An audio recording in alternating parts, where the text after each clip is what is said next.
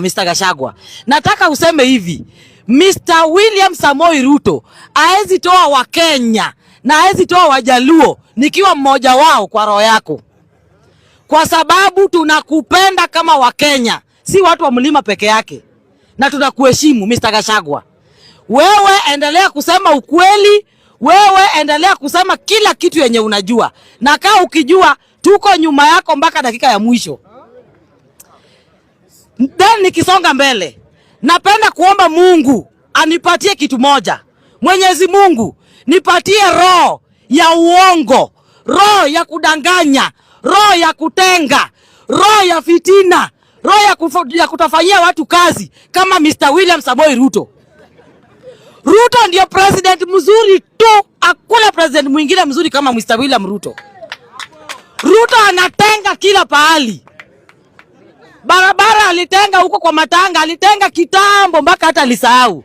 Leo amekumbushwa. Kuna barabara yenye alitenga.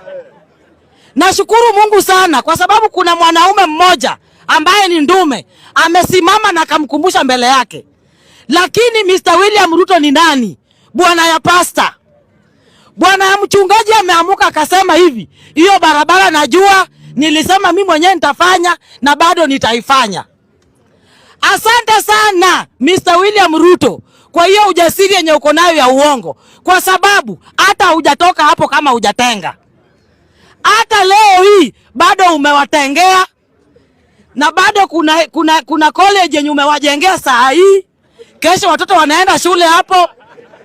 Na bado Mr. William Ruto, kuna ile pesa ya barabara ambayo umewacha leo hii inaanza kufanya kazi kuanzia kesho. Asante sana Mr. William Ruto, tufanyie kazi na mdomo. Na nataka kukumbusha watu wa Nyanza hivi, zile vitu zote mliambiwa mtafanyiwa, hizo ni story. Hizo ni story za jaba. Hamutaona kwa ndoto zenu, hamutawahi ona hadi mkufe.